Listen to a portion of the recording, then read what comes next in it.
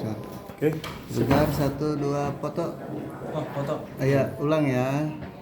1, 2. Ketua apa, Mbak? Mbak ketua apa? Ketua Gen Z Milenial GSI. Ya. Udah. Biar Yuk, kelihatan lanjut. tulisannya. Ya Mbak Astrid sebagai ketua Gen Z milenial ya, ini menjelang pemilu, apa yang Mbak kasih masukan kepada para pemuda-pemuda ini Mbak, gitu, untuk Oke. ikut berpartisipasi nanti seperti apa Mbak? Ya pasti ini masa-masa yang agak riskan open campaign di sosmed khususnya. Saya selalu bilang sama mereka, please jangan kepancing sama komen-komen yang bisa saja itu adalah robot, ya kan, atau buzzer-buzzer. Kalian konsen fokus kepada pilihan hati dan pikiran kalian, presiden yang benar, mana yang sesuai dengan hati nurani, itu yang pertama. Jadi jangan pernah kepancing complicated dan dinamikanya sosmed yang luar biasa saat ini.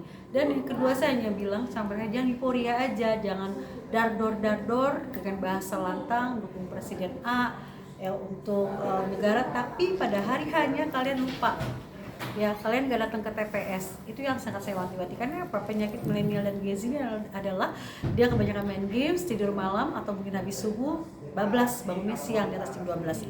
Nah makanya saya ada beberapa ide gitu loh, apa ya cara yang terbaik untuk mereka datang. Coba di TPS ya mungkin supaya nggak jenuh, ada live musiknya sedikit, akustika, nyanyi. Terus Gen Z milenialnya mungkin karena hari itu hari, katanya hari Valentine, jadi hari kasih sayang menjadi hari kasih suara. Mereka mungkin yang Gen Z milenial ke TPS bagi-bagi coklat ya, jadi TPS itu menyediakan coklat, atau mereka berpakaian-pakaian pinky luar biasa, mereka mau jadi merayakan Valentine di TPS, kan seru kan. Saya punya pemikiran segila itu sih gitu loh, gimana caranya biar mereka datang ya.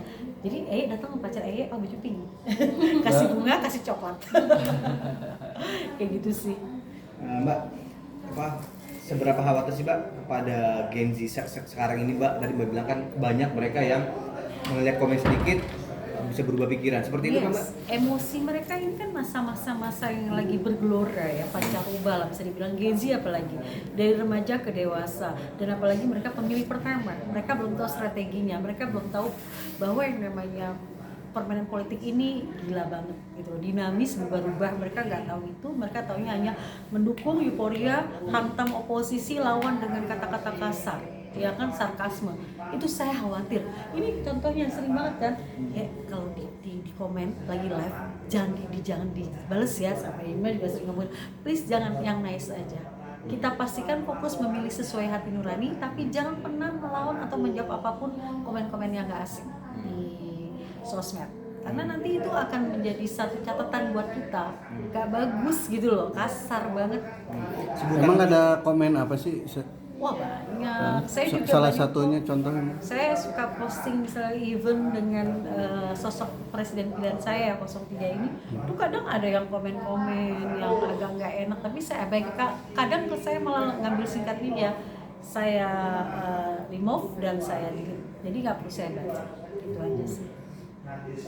Nah, ini kan Gen Z ini kan boleh dibilang tadi labil ya. Artinya seberapa labilkah sih mereka, dimana kan biasanya mereka suka salah satunya mungkin pikirannya jadi berubah gitu kan. Nah itu salah satunya. Dan yang kedua, mereka juga biasanya kan gampang terbawa emosinya. Ya, Apalagi menjawab sebuah komentar-komentar. Mensiasatinya hal-hal seperti itu untuk dihindari seperti apa Mbak? Itu saya selalu kasih masukan, karena nggak ada gunanya, kalian akan malu sendiri nanti after pemilu ya. Kita nggak tahu siapa yang menang ya, kita serahkan pada kuasa Allah ya, Tuhan dan juga semesta, karena kita nggak pernah tahu atas izin Allah siapa pemenangnya. Jadi kalau kita tiba-tiba jadi arogan, jadi sombong, jadi luar biasa, mereka kan teman-teman kita juga. Ini kita masyarakat Indonesia, berbhinneka tunggal ika, berbeda pilihan boleh, tapi kita tetap bersatu dong gitu loh. Jadi yang saya ingatkan adalah kalian harus mikir loh, kalian nih apalagi influencer, pemain sinetron, pemain film, DJ, penyanyi, kalian tuh berkarya di sini gitu.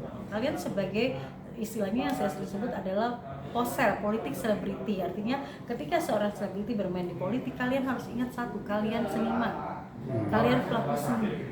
harga mati kalian di situ. Jadi kalian boleh berpolitik tapi yang nice gitu. Boleh militan, tidak apa-apa.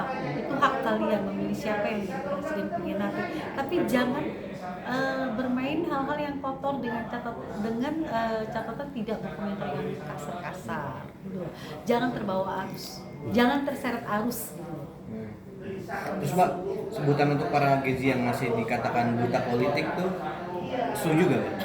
Iya, Buta saya politik setuju. ya? Contohnya gini, saya ada satu cerita tentang saya bawa Gen Z milenial. Mereka nggak paham politik itu, mereka baru mengikuti eventnya, Tapi ketika mereka terkondisi kenal dengan orang politik, kan, mereka tanpa sadar, misalkan nih, mohon maaf tanda kutip ya, mereka karena punya potensi sebagai influencer yang bagus, follower segala macam, terus mereka digunakan, dimanfaatkan kesuksesannya untuk kepentingan politik misalkan. Mereka ya udah jalan sendiri, melenggang sendiri. Saya cuma kasihan yang seperti itu karena mereka masih buta politik. Hati-hati loh dengan politik, karena di politik tidak ada kawan yang abadi, tidak ada musuh yang abadi, tidak ada kepentingan pribadi.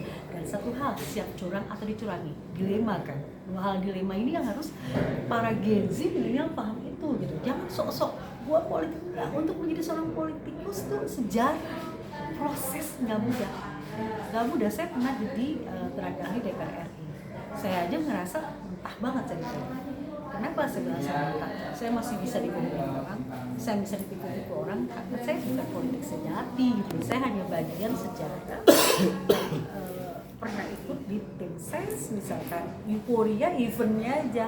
Jadi bukan seorang politik yang paham strategi politik, bahkan saya masih sering kadang kawan lawan ini saya nggak paham.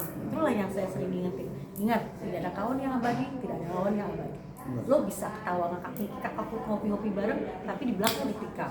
Itulah politik. Mbak sendiri sebagai ketua Gen Z ya, milenial untuk Kacang 03. Nah, pribadi Mbak sendiri, apa sih alasan Mbak mendukung 03? Boleh tahu gak Mbak? Yes, beliau Pak Ganjar sangat bersih, jejak rekamnya sebagai seorang gubernur juga bagus, kualitas dari apa yang dikerjakannya, kemudian tidak ada kasus korupsi, ya. Beliau sangat humble, ya.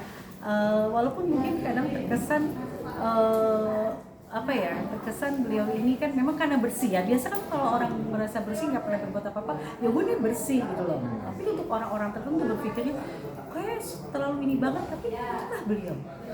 Terus yang keempat, ganteng. Cewek tuh pasti kalau lihat yang ganteng karismatik ya, handsome. Emang yang dua sana nggak? Apa? Yang dua-duanya paslon di sana nggak? Nggak ganteng. Saya sih pribadi memang tiga karena saya ingin sekali ada figur baru yang bersih dan yang punya jejak rekam bagus. Kalau masalah yang dua atau satu, saya kenal loh sama dua-dua ini, saya kenal gitu.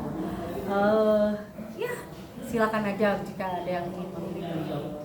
Satu atau dua itu hak masing-masing. Saya tidak punya hak untuk menjelekkan siapapun karena saya juga nggak tahu, ya kan, siapa nanti yang bakal menang. Tapi saya berharap pilihan saya. Oke, buat kamu berdua, ini dong apa? Selama kalian bergabung ya dengan Gen Z ini ya, apa yang kalian dapatkan? Banyak. Banyak. Belajar ya. Dari yang kita nggak tahu politik, kita jadi tahu. Jadi dari yang kita nggak tahu sejarah, kita jadi tahu. Dari yang kita nggak tahu arti demokrasi, kita jadi tahu. Dari yang Pokoknya kita banyak. sikat-sikatan Ya. juga tahu.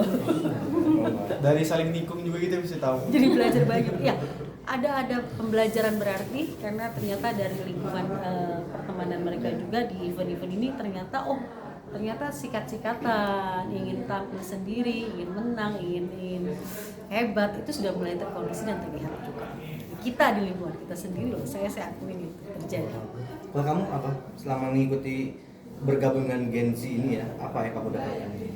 Pokoknya udah hampir tahun ya Bu? Udah hampir setahun. Udah hampir setahun di GSI Gabungan Seniman Indonesia, dan pastinya bareng sama Bunda sebagai ketua Gen Z merasa sangat bersyukur karena jadi mengerti politik itu seperti apa sih, hitam putihnya seperti apa, dan pastinya kita jadi paham kalau di politik itu tadi yang Bunda bilang ya Bun, kalau misalnya kita memang mau memilih siapa pemilihnya, cari tahu dulu gitu siapa sih yang kita pilih gitu. Jadi menurut saya sih bersyukur banget lah ada di politik. Oke, Mbak Astrid, terakhir dari saya nih Mbak. Mereka kan para Gen Z ya, artinya sedang dididik di dunia politik. Apakah diarahkan juga nanti bakalan menjadi caleg Iya, nanti? kebetulan kan saya manajemen artis, tanda kutip juga manajemen caleg artis Indonesia ya. Ada beberapa juga artis senior sudah jadi anggota dewan, alhamdulillah berkat kerjasama dengan tim manajemen saya. Saya sempat kepikiran dan sudah ada yang saya keker-keker dari sekarang, ini bagus nih kalau jadi caleg nih. Ini bagus, ini smart ini nih. Ya pasti.